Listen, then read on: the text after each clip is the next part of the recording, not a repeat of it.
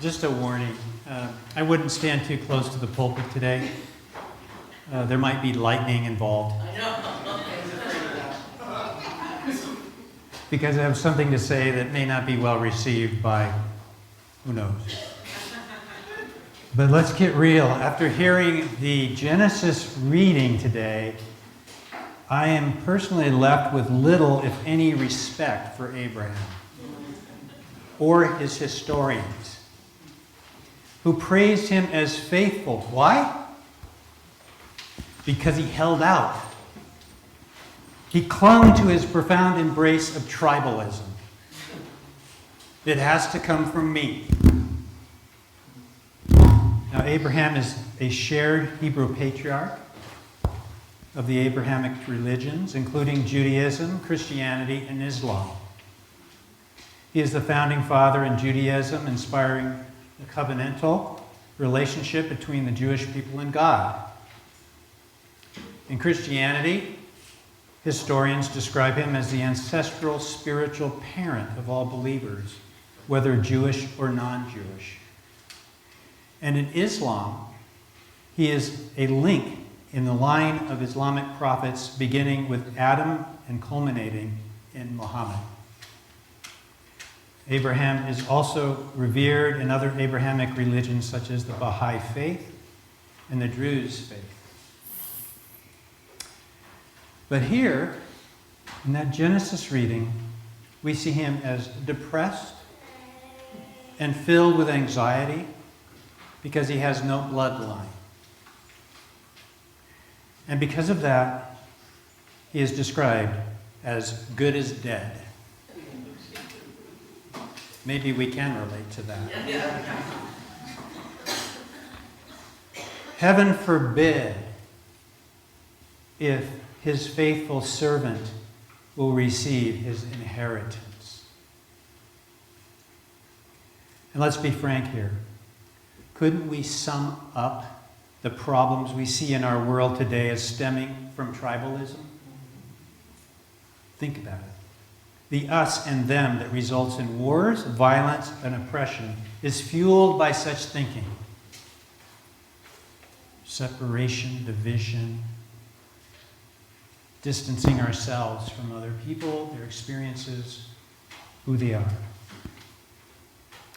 What are the subtle and not so subtle implications for those who are unable to have children? Or those who choose not to? What are the implications here about adoption?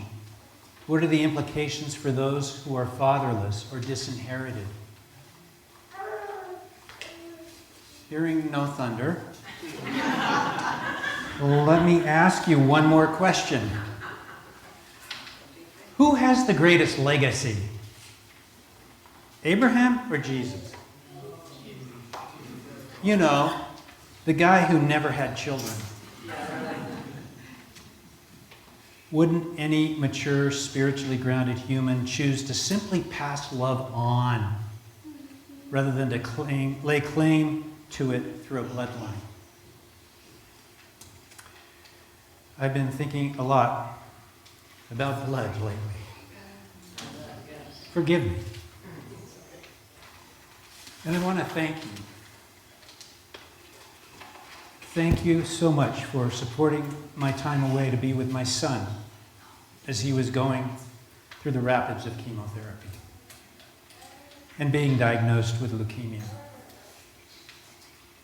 I'm so grateful for the love and support of this community in my absence, for your prayers and love, for your deep empathy. And as Lucas, and this is a bit of an update, because this is recent development. As Lucas and I recently met with the oncologist, we were blown over by what he said. That his blood had rebounded in weeks, what normally takes months. He told him, stop taking your medication. Wow. I'll see you in 3 months. It feels like a miracle. The support, the energy, love, the things that can happen in community. He's still going to be on the prayer list because of his nervous father.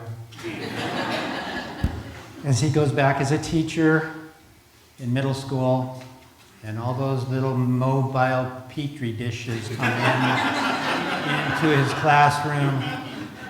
A little nervous about his immunity at this point. But my son studied his condition relentlessly. He studied it relentlessly. And having had countless blood transfusions through this process, he told me about one patient who had had so many transfusions that there was very little of his own blood remaining in his body. Think about that.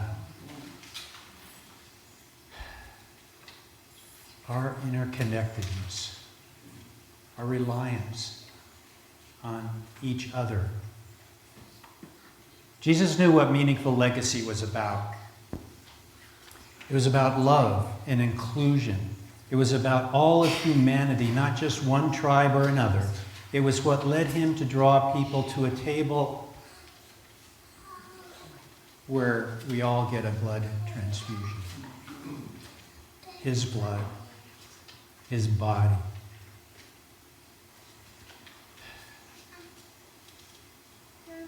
We are as reliant on each other as my son was on those generous blood donors.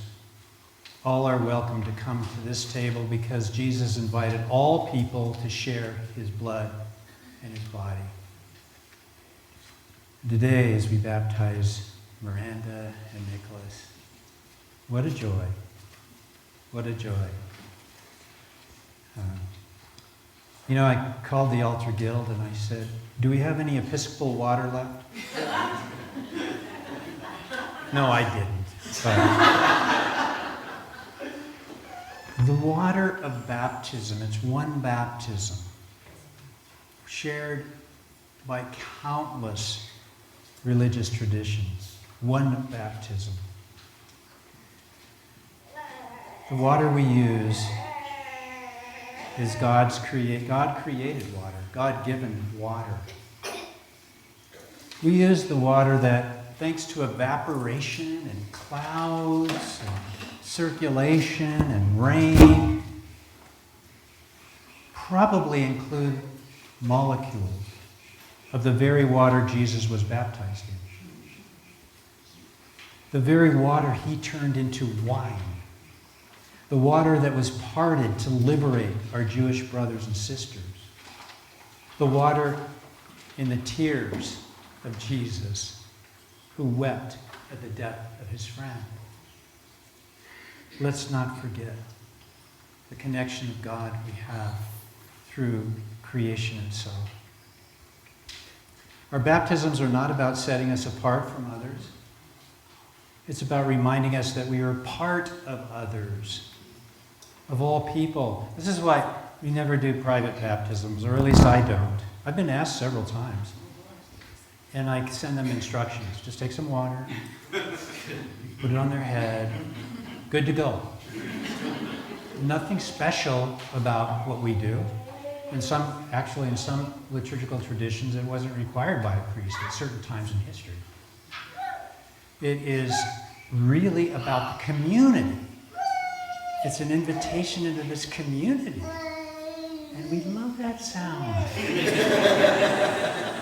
We can't get enough of it.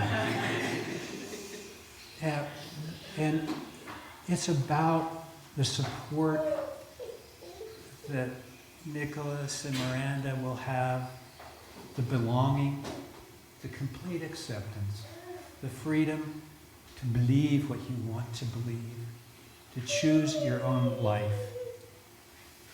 And I'm already recommending our youth program, Confirm Not Conform, which is now in 2,000 congregations. But to really look at the uniqueness, because God has created them. So beautiful. All blood is the same color. I like to think that my son has the blood of all people circulating. the blood of all genders, of all ethnicities, of all religious preferences, of all economic circumstances. He has the blood of generous humans who wanted to share their life with others. What this world desperately needs is not division, separateness, or individualism, but a return to the oneness of all, the creation. Evil created nothing that exists. It's human behavior that did that. Oneness is what we enjoy when we remember what baptism and Eucharist is all about. Community, connection, belonging, sisterhood, brotherhood. Through the Eucharist, we are invited to become the flesh and blood of all people, as Jesus reminds us that we are the flesh and blood of God. And through baptism, we are invited to swim in God's love for all humanity and all